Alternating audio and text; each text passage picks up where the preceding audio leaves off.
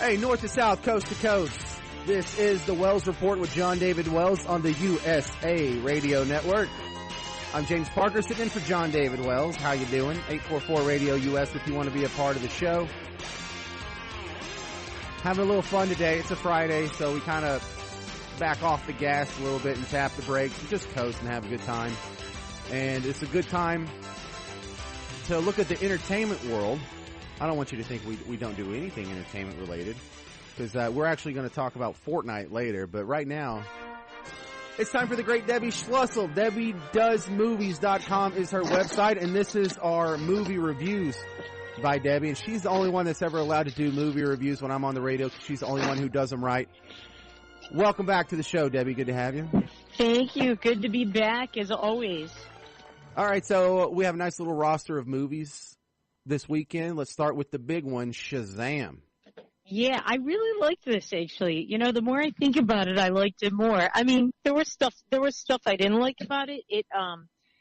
You know, it's a kid that discovers he has superpowers and he's a superhero. And so he's kind of like learning all these powers and is very immature and not using them necessarily in responsible ways. But there's like this one part that bothered, you know, and that part I get.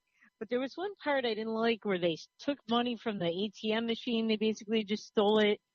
And, like, they just made a mess of a lot of things. And superheroes aren't supposed to do that. But other than that, I really liked it because of the idea, even though it's not original. I mean, there was the reboot of Spider-Man that came out recently where Spider-Man is a kid who's just learning and is kind of immature, trying out his superpowers, and then this movie was sort of a takeoff on the movie Big, and it does actually pay tribute to Big.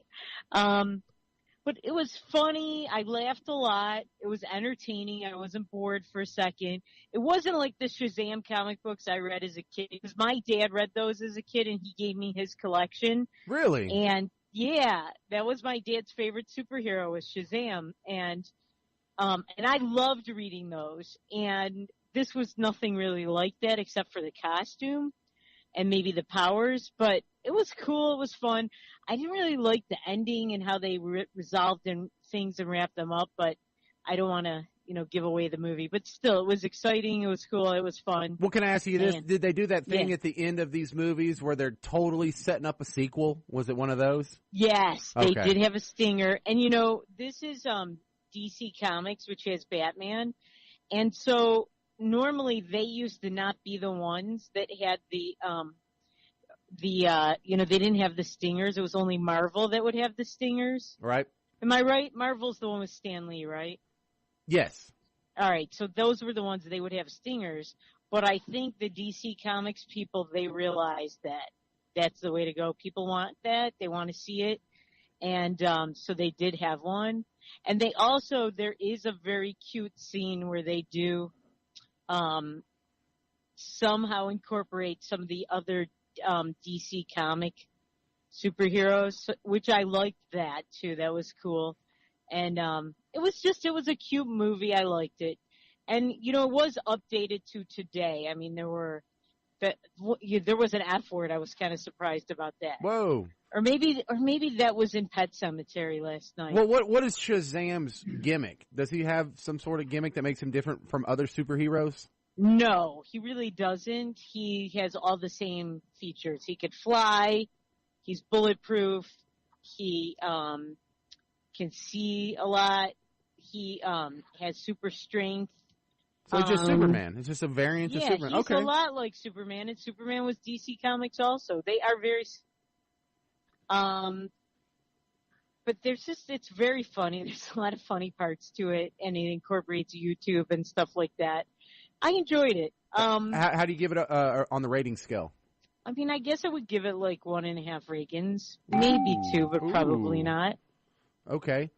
Well, that's not too bad. How does it compare to, say, the last Marvel movie you watched? The Glass Marble? The last Marvel Last movie? Marvel. Yeah. Oh, much better, because I don't really like any of the other Marvel movies they've had lately, Okay. or the other DC movies either. They're all like, the last Marvel movie I saw was Captain Marvel, and it wasn't really good. It was Okay. terrible. That's exactly what I wanted to ask, because I know you're Yeah. hard on these superhero movies, so I'm kind of befuddled why you're being nice about one. It must be pretty good. Yeah, I thought it was decent. All right. Listen, Can I just it say was the next decent. movie? Yes, let's go. Pet Cemetery. I'm anxious for this one because I actually read this book when I was in high school. Thought You it was, did? yeah, I thought it was super creepy, and I just want to see what they come up with. Um, it wasn't bad, but it wasn't great. I mean, I love scary movies. I love, love, love them. But I want to be scared and freaked out and scream. And I am easy to do that too. Like, you would think all the movies I see, I'm kind of jaded and nothing spooks me. But really, I am easily spooked, and I just wasn't. In this movie, it wasn't scary to me. And maybe I am getting jaded more than I thought.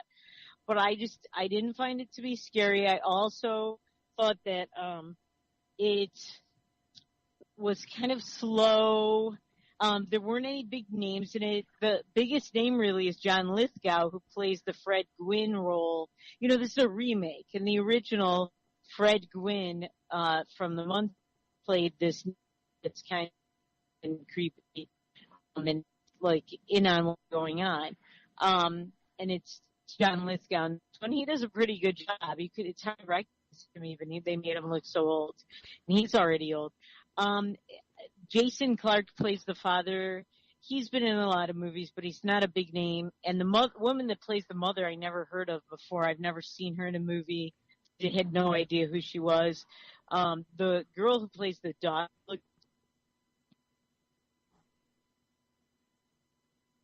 this little girl, but the rest of it was just, it just wasn't scary. I want to be that's scared. what I'm worried about, because I read it when I was a kid too, and then when I watched the movie, yeah, they follow the storyline, but you can't really put the psycho stuff that Stephen King is writing down in all the descriptions, That's true. and how he kind of goes through, and you feel a different flow when you're reading it than when you see it, because he can't explain everything that's going on. He can't explain the symbolism, and he can't explain what the characters are feeling inside, or how they're confused, or how they're being swayed by some magical force that's beyond their control or whatever.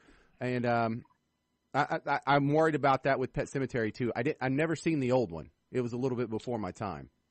I did see the old one, but I can't remember it because it was so long ago that I saw it. They play it on TV from time to time. I've heard from other people they didn't think it stood the test of time. I did actually go to the library to see if I could take it out, and I suppose I could Netflix it or one of those other things.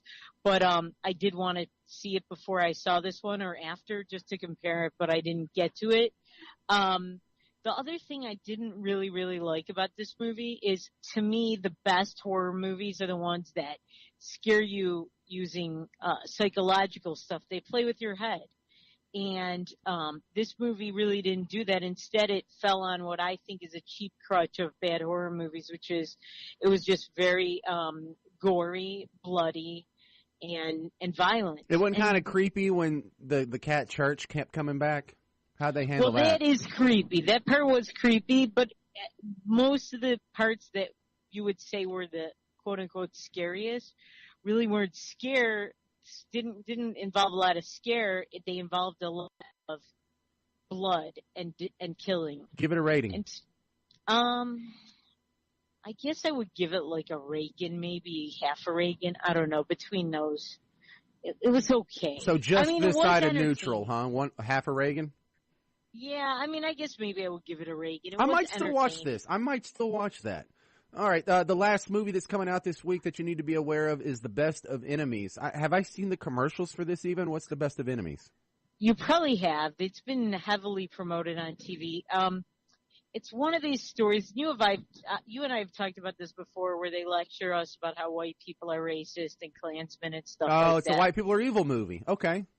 Well, yes and no. I have to say I was kind of uplifted by the ending. I liked the ending.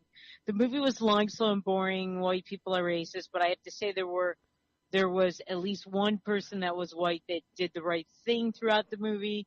And then there was another person who's one of the main characters, this Klansman, who's the head of the local clan in Durham, North Carolina, where this takes place. It's based on a true story. Oh my God, how many of these movies are they going to make?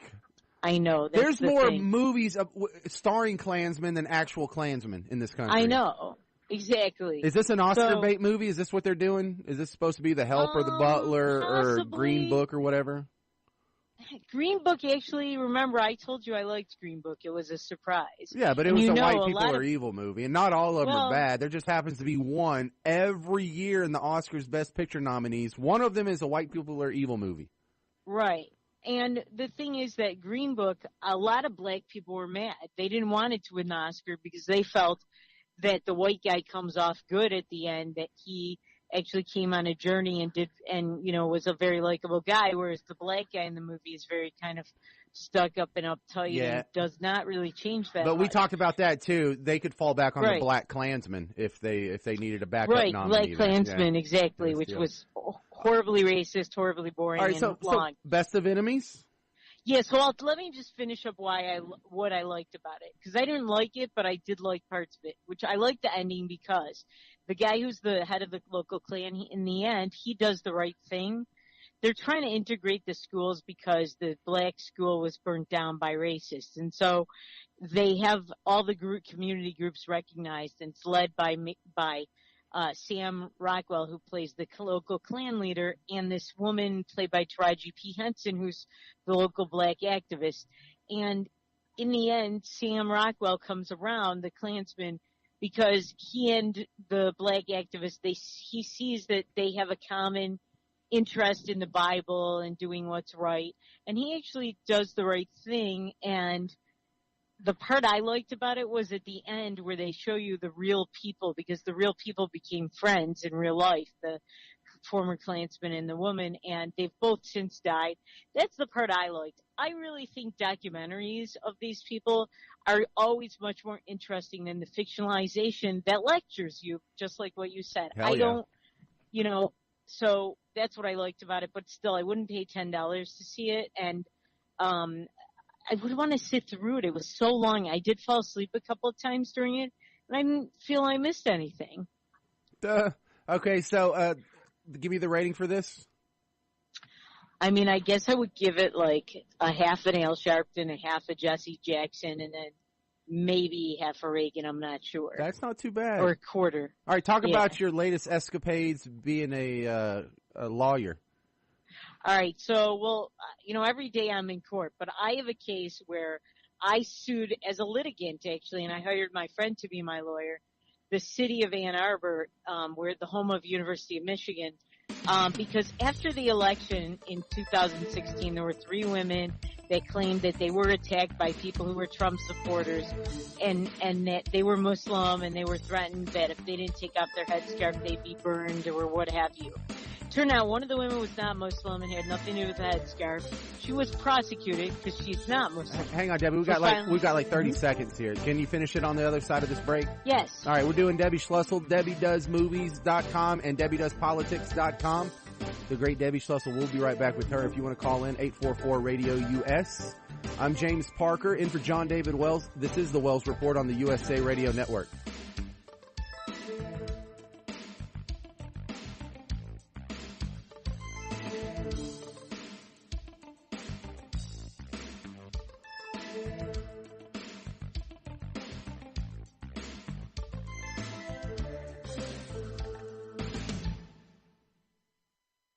Hi, this is Wayne Alaruth, the capitalist evangelist. I'm here to introduce you to a special company with the potential to be one of the great all-American stories. Fortum Resources is a publicly traded, diversified natural resource company with oil, gas, and mining properties in North America and internationally. Fortum is led by Chairman Mark Bruner, the legendary oil man who built Ultra Petroleum from a 15-cent stock to $200 per share, creating $15 billion in shareholder profits. Mark has 30 years of experience in the oil and gas industry, overseeing contracts with Halliburton, ExxonMobil, and Hess. Fortum has over 350,000 acres of oil and gas resources, and more than half the acreage has been evaluated by world-renowned auditors Deloitte Touche. Fortum also owns the rights to the 180-square-mile City of Gold mining property. Fortum is traded on 2 global exchanges, U.S. ticker symbol FTMR. Repeat, FTMR. This is a rare ground floor opportunity to capitalize on a proven energy industry legend. Please visit FordhamResources.com. That's Fordham, F-O-R-T-E-M, resources.com.